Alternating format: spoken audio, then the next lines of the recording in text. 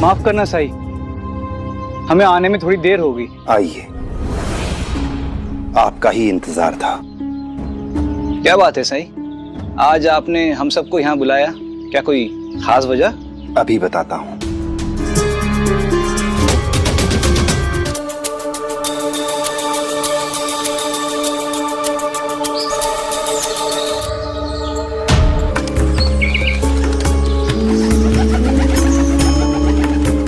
ये पंछी तो उड़ ही नहीं पा रहे, फिर साई ने इन्हें बुलाया क्यों?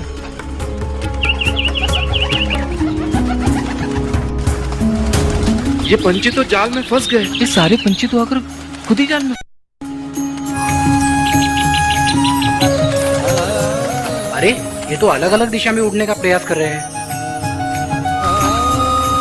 सारे पंछी अपनी एकता की वजह से जाल से मुक्त होने में कामयाब हो गए हैं। क्या आप भी कुछ कहने, कुछ समझाने की जरूरत है? देखिए इन पंछियों को, ये जानते हैं कि जाल से कैसे बचा जाए, तो हम इंसान क्यों नहीं समझते? इनके सामने एक समस्या थी, ये सब एकजुट हो गए, एक मत होकर एक फैसला किया और इन्होंने अपनी समस्या का समाधान कर लिया। पर हम इंसान क्या करते हैं? अपनों की ही मदद नहीं करना चाहते, हम लड़ते हैं अपनों से, और इस उम्मीद के साथ कि अगर कुछ फायदा होना है तो केवल हमको हो, किसी और को नहीं। हम ये भूल जाते हैं कि मुसीबत के समय में हमारी मदद करने वाला हमारा कोई अपना रिश्तेदार, हमारा दोस्त या हमारा पड़ोसी ही होता है। दुख तो इस बात का है कि कहीं कोई अपने पड़ोसी से लड़ रहा है तो कहीं कोई अपने भाई को मार रहा है। क्या हमारे लिए पैसा इतना जरूरी है?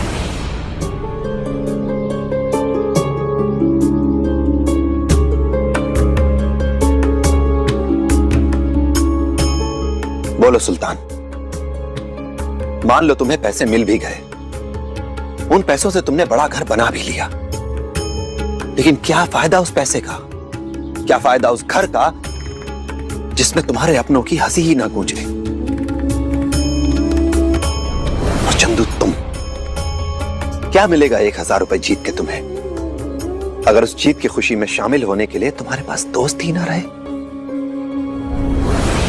आज आप सब आपस में लड़ रहे हैं, एक दूसरे को अपना दुश्मन बना रहे हैं। आप साईं, हमें माफ कर दीजिए। माफी मुझसे नहीं, माफी उन लोगों से मांगो जिनका तुमने दिल दुखाया था। और माफी इसलिए मत मांगो क्योंकि मैं तुमसे कह रहा हूं। माफी मांगनी है तो पहले बैठकर बातचीत करो, उस मुद्दे को सुलझाओ जिसकी वजह से मनमुटाव हुआ था, उसके बाद माफी मांगो। एक दूसरे को गले लगाकर अपने भविष्य की ओर देखो, यह समझने की कोशिश करो कि यह केवल एक प्रतियोगिता है, केवल एक विजेता होगा, शेष की हार होगी। एक को छोड़कर बाकी सबके सपने टूट जाएंगे। और जब आप एक दूसरे की बातों को गौर से सुनेंगे तो आप पाएंगे कि सबकी अपनी अपनी इच्छाएं, अपनी अपनी जरूरतें हैं, सभी अपनी जगह पर सही हैं, सबकी अपनी वजह है। जैसे आप मुझे बताइए कि आप इस प्रतियोगिता को क्यों जीतना चाहते हैं? आप बताइए। ताकि मैं कर्जे से मुक्त हो सकूं, मेरी माँ के जो गहने गिरवी पड़े उसे मैं छुड़ा सकूं। आप बोलिए। ताकि मैं मेरे बेटे को बंबई पढ़ने के लिए भेज सकूं। तुम बताओ। मैं एक बड़ा सा घर बना सकूं। तुम बताओ सुल्तान। असलम का निकाह अच्छे से हो जाए और एक बड़ा घर बना सकूं। देखा आपने, हर एक का अपना अपना कोई ना कोई ख्वाब है, सबके अपने अपने सपने हैं और सबके सपने वाजिब हैं।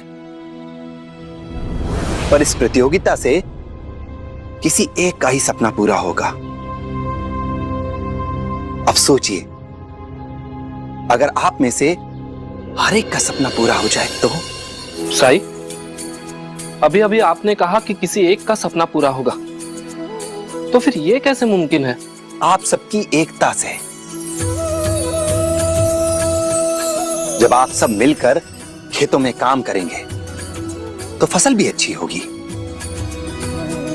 अच्छी फसल के लिए, अच्छी पैदावार के लिए बाजार में कीमत भी अच्छी मिलेगी।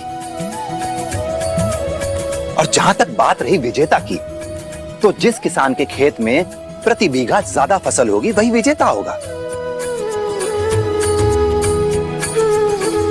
पर पुरस्कार पर सभी शिरडी वासियों का हक होगा। इस राशि को हम शिरडी के कोष में जमा कराएंगे और शिरडी की उन्नति के लिए उपयोग में लाएंगे। यहां पर एक अच्छा विद्यालय होगा, एक अच्छा दवाखाना होगा, अच्छी सड़कें होंगी। इस धन का उपयोग हम हर उस कार्य के लिए करेंगे जिसका लाभ हर शिरडीवासी को मिले। अगर सब लोग शिरडी की उन्नति को ध्यान में रखकर मेहनत करेंगे तो बुरी घड़ी आने पर, बुरा वक्त आने पर कोई भी अपने आप को असहाय महसूस नहीं करेगा, क्योंकि उसे इस बात का एहसास होगा कि इस कोष को बनाने में उसने भी बराबर की मेहनत की है।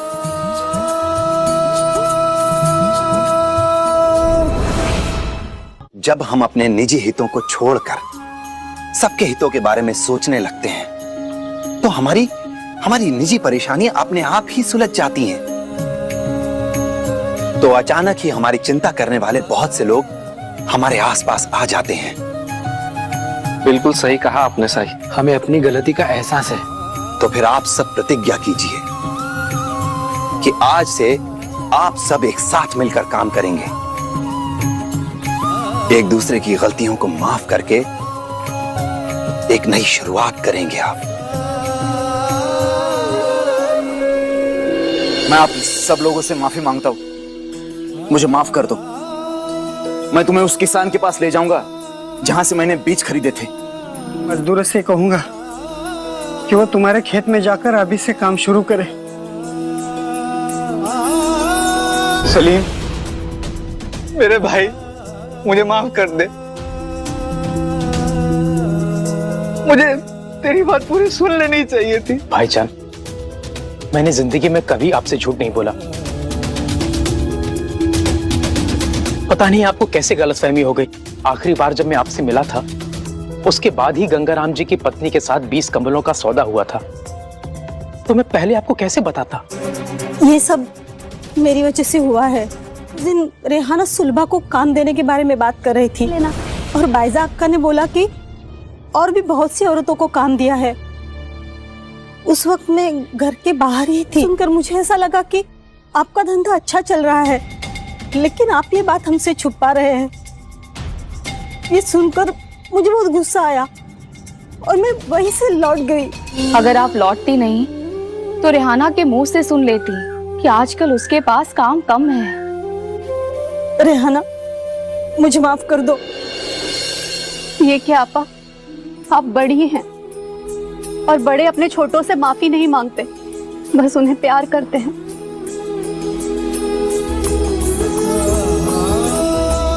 शुक्रिया साई, आज आपने हमारा घर टूटने से बचा लिया।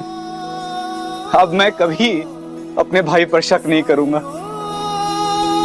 देख रहे हो ना साई, हम सब यूं ही नहीं कहते हैं।